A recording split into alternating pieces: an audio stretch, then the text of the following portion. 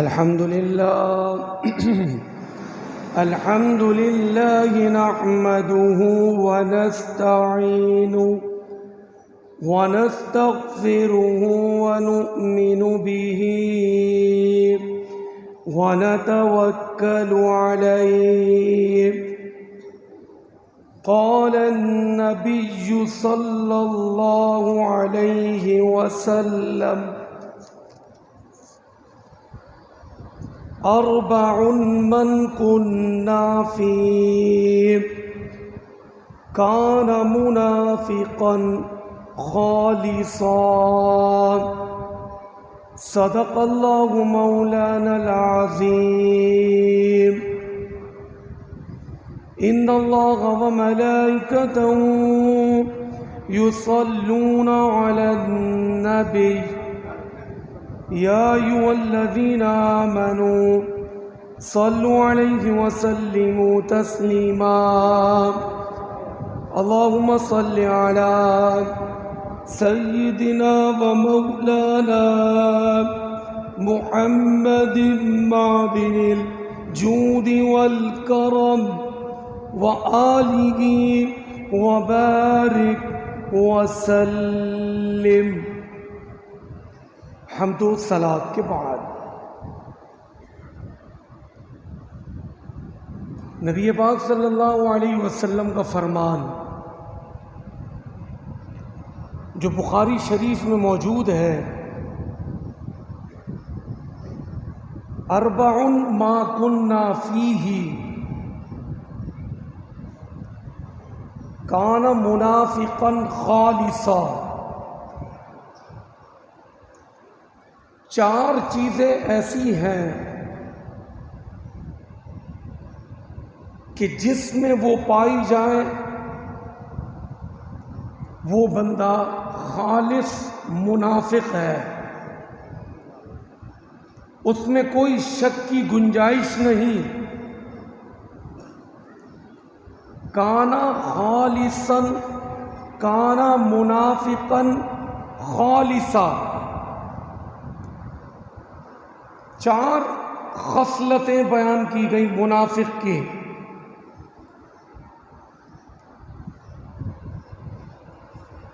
سب سے پہلی چیز اذا حدث کذب، کہ منافق جب بھی بات کرتا ہے نا تو جھوٹ بولتا ہے. جھوٹ بولنا یہ منافقت کی سب سے بڑی نشانی ہے. آج ہر بندہ کہتا ہے میں پریشان ہوں، کوئی کہتا ہے میرے گھریلو مسائل ہیں، کوئی کہتا ہے میرے کاروباری مسائل ہیں، کوئی بولتا ہے میرے جسمانی مسائل ہیں، مجھے سکون نہیں ہے. لیکن اپنی اسکیننگ نہیں کرتے. اپنے آپ کو دیکھیں کہ ہم دن میں باتیں کرتے کرتے کتنی مرتبہ جھوٹ بول دیتے ہیں، کیونکہ ہر انسان کے ساتھ رحمت کا فرشتہ موجود ہے. نبی پاک صلی اللہ علیہ وسلم فرماتے ہیں کہ جب بندہ جھوٹ بولتا ہے تو جھوٹ بولنے کی وجہ سے اس کے منہ سے بدبو نکلتی ہے. وہ بدبو نہ اس کو خود آتی ہے نہ ارد گرد بیٹھے ہوئے لوگوں کو آتی ہے. وہ جھوٹ کی بدبو فرشتوں کو آتی ہے. اب وہ جو جھوٹ بولا اس کا نقصان کیا ہوتا ہے؟ وہ جو رحمت پر فائز فرشتہ ڈیوٹی سر انجام دے رہا ہے اس کا کام یہ ہے کہ اس بندے پر رحمتیں لٹانی ہے. اب ہم نے جھوٹ بولا، منہ سے بدبو نکلی، اب وہ فرشتہ 1 میل ہم سے دور چلا جاتا ہے. دوسرا جھوٹ بولا، 2 میل دور چلا گیا، تیسرا جھوٹ بولا 3 میل دور چلا گیا۔ اب دن میں نہ جانے ہم پتہ نہیں جان بوجھ کر باتوں کو بنانے کے لیے اتنا جھوٹ بول جاتے ہیں کہ رحمت کا فرشتہ پتہ نہیں کتنے مائل دور ہم سے بھاگ کر چلا جاتا ہے۔ اب جب رحمت والا فرشتہ ہم سے دور بھاگ گیا جھوٹ بولنے کی وجہ سے، پھر ہم پریشان نہیں ہوں گے تو کیا ہوں گے؟ کیونکہ رحمت کو تو ہم نے خود بھگا دیا۔ آقا کریم صلی اللہ علیہ وسلم سے پوچھا گیا، یا رسول اللہ، کیا مومن بزدل ہوتا ہے؟ مومن جو ہوتا ہے وہ ڈرپوک یعنی بزدل ہوتا ہے؟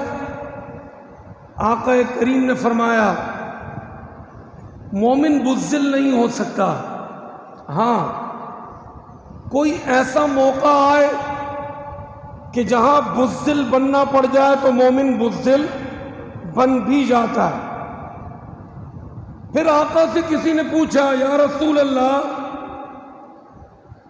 کیا مومن بخیل ہو سکتا ہے؟ بخیل کا مطلب کنجوس۔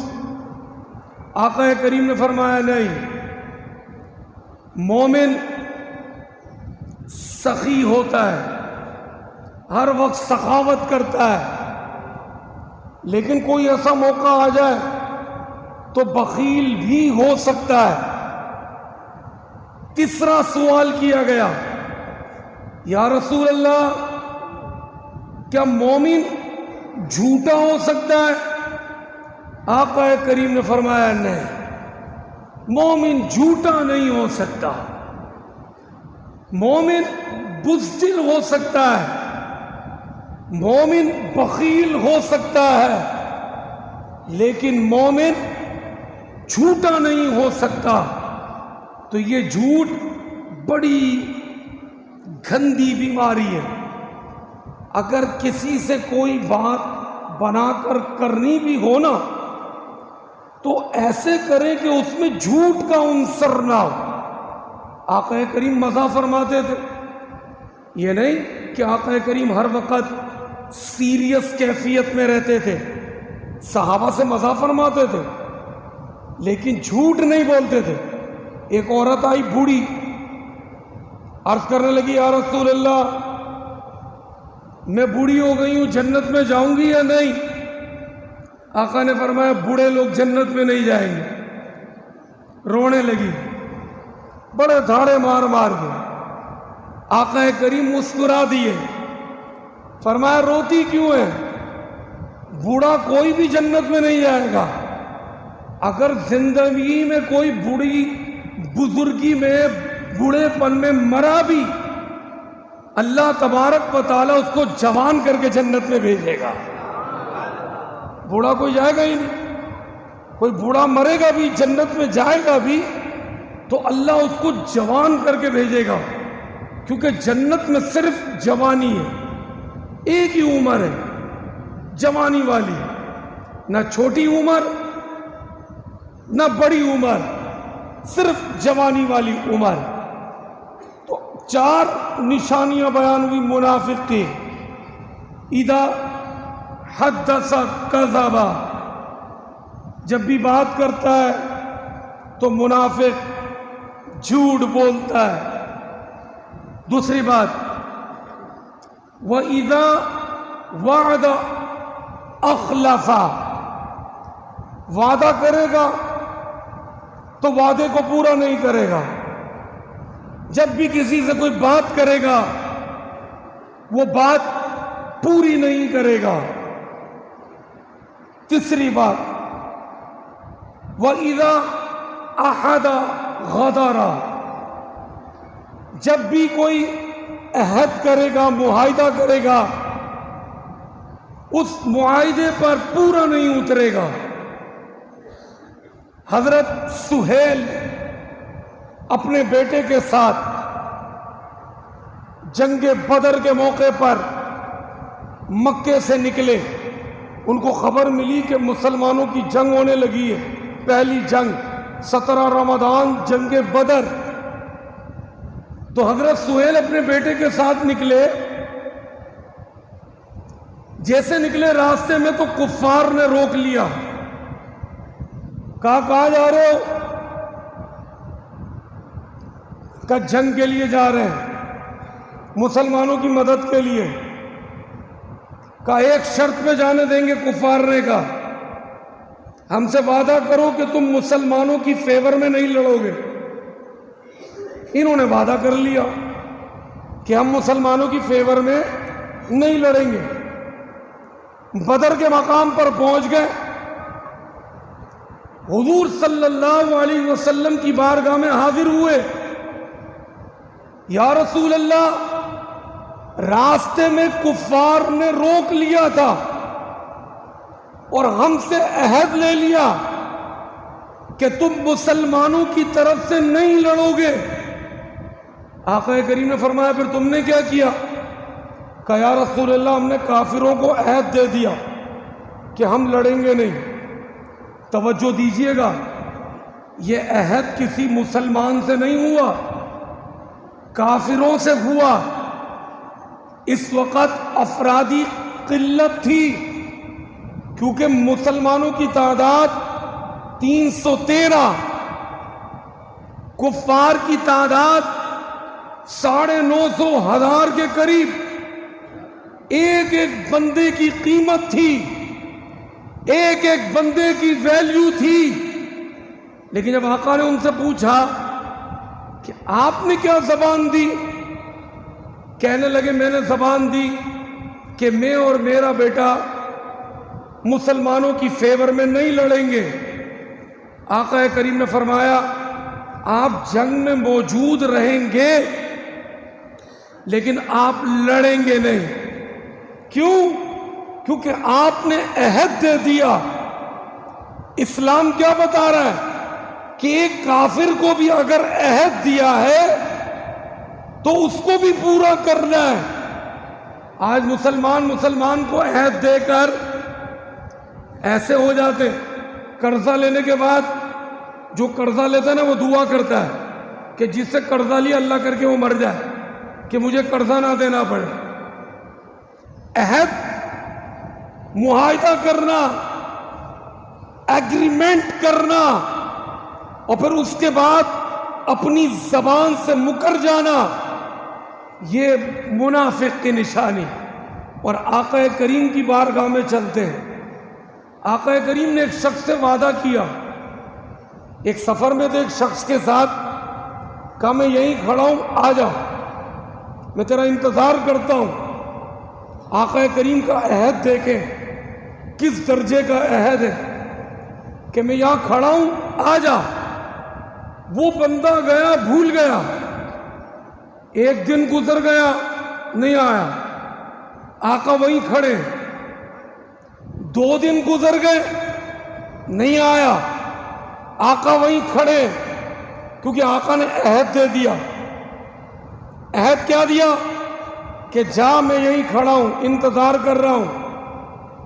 3 دن گزر گئے، 3 دن کے بعد بھی اس کو کیسے یاد آیا کہ یہ وہاں سے گزرا، تو اس نے دیکھا کہ ان سے تو میری زبان تھی، یہ میرا انتظار کر رہے تھے۔ صرف آقا کریم ان 3 دنوں میں قضائے حاجات یا نماز کے لیے تشریف لے گئے، پھر یہاں آ کے کھڑے ہو جاتے تھے۔ 3 دن کے بعد جب وہ بندہ سامنے آیا تو آقا نے صرف اس سے اتنا کہا کہ تو نے مجھے بڑی مشقت میں ڈال دیا، کیونکہ میں نے تجھ سے عہد کیا تھا، وعدہ کیا تھا، 3 دن تک میں تیرے انتظار میں کھڑا رہا۔ یہ آقا کی تعلیمات ہے۔ ہم تو پتہ نہیں کتنی بڑی بڑی زبانیں دے دیتے کہ ہم یہ کر دیں گے، ہم سونے کی دیواریں بنا دیں گے، ہم وہ کر دیں گے۔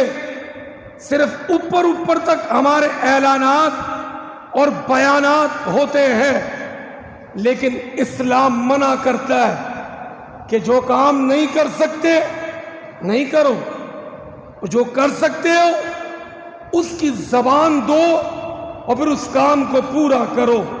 تو منافق کی تیسری نشانی کہ عہد کو پورا نہیں کرے گا، وَإِذَا أَعَدَ غَدَرَ۔ چوتھی اور آخری نشانی وَإِذَا خَاصَمَ فَجَرَ۔ منافق کی نشانی جب بھی کسی سے الجھے گا نا تو گالی گلوچ دینے لگ جائے گا۔ یہ گالی گلوچ ہے نا، یہ اتنی گندی بیماری ہمارے معاشرے میں پھیل گئی۔ آپ کسی بھی گلی میں چلے جائیں، کسی بھی چوک پہ چلے جائیں، کسی بھی محلے میں چلے جائیں، کچھ لوگوں کی تو عادت بن گئی ہے، وہ بات کم کرتے گالیاں زیادہ دیتے۔ تو یہ گالی دینا منافق کی نشانی ہے۔ اور حدیث پاک میں اگر کسی میں رنجش ہو جائے نا تو 3 دن کے اندر اندر پہل کرنی ہے۔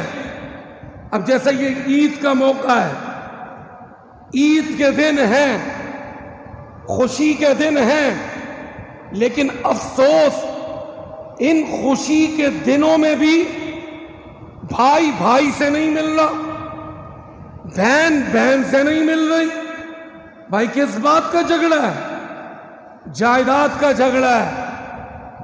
بھائی تھوڑی تھوڑی باتوں کے جھگڑے، آپس میں ایک خون جدا ہو گئے، 2 دوست آپس میں ایک ساتھ ایک پلیٹ میں کھاتے پیتے تھے، لیکن اب نہیں مل رہے۔ اتنی بات پر شیطان نے جدائی کرا دی۔ آقا کریم کا فرمان 3 دن تک رخصت ہے مومن کو۔ 3 دن کے بعد جو پہل کرے گا ملنے میں، جو پہل کرے گا ملنے میں کہ میں بڑا میں چھوٹا، چل بھائی تو بڑا، کوئی بات نہیں، میں چھوٹا ہو گیا، میں ملنے آ گیا۔ آقا کریم کا فرمان کہ جو 3 دن کے اندر اندر کوئی بھی نا اتفاقی لڑائی جھگڑا ختم کرنے میں پہل کرتا ہے، پہل کرنے والے کو اللہ تعالیٰ نے جنت کی بشارت عطا کر دی کہ جنت اس کا مقدر بن گئی کہ جس نے صلح میں پہل کر دی۔ حضرت محمد بن حنفیہ یہ کون ہے؟ حضرت مولا حسین کے بھائی ہیں، حضرت مولا علی کی اولاد ہیں، لیکن ستیلے بھائی ہیں، الگ الگ ماں سے اولاد ہیں۔ حضرت مولا حسین کی والدہ حضرت خاتون جنت حضرت بی بی فاطمۃ الزہرا سلام اللہ علیہا ہے، لیکن حضرت محمد حنفیہ کی والدہ دوسری ہے۔ دونوں بھائی ہیں لیکن ستیلے، دونوں میں شکر رنجی ہو گئی۔ توجہ سے سنیے گا، دونوں میں شکر رنجی ہو گئی، یعنی میٹھا اختلاف ہو گیا، کیونکہ بزرگ ہیں، ادب کا لفظ استعمال ہوگا۔ اب دونوں میں جب شکر رنجی ہوئی تو محمد بن حنفیہ پہل کرنے کے لیے گھر سے نکلے کہ آقا کریم کا فرمان ہے کہ جو پہل کرے اس کے لیے جنت ہے۔ اب گھر سے نکلے تو یہ بات یاد آ گئی کہ جو پہل کرے وہ ان دونوں میں پہلے جنت میں جائے گا۔ جو لڑنے والے ہیں دونوں، ان دونوں میں جو صلح میں پہل کرے گا وہ جنت میں پہلے جائے گا۔ اب محمد بن حنفیہ مولا حسین کربلا کے شہید اپنے بھائی سے صلح کرنے نکلے، راستے میں یاد آ گیا یہ حدیث کہ جو پہل کرے گا وہ پہلے جنت میں جائے گا۔ تو سوچنے لگے کہ میرے بھائی مولا حسین درجے میں بڑھے تو جنت میں تو پہلے وہ جانے چاہیے.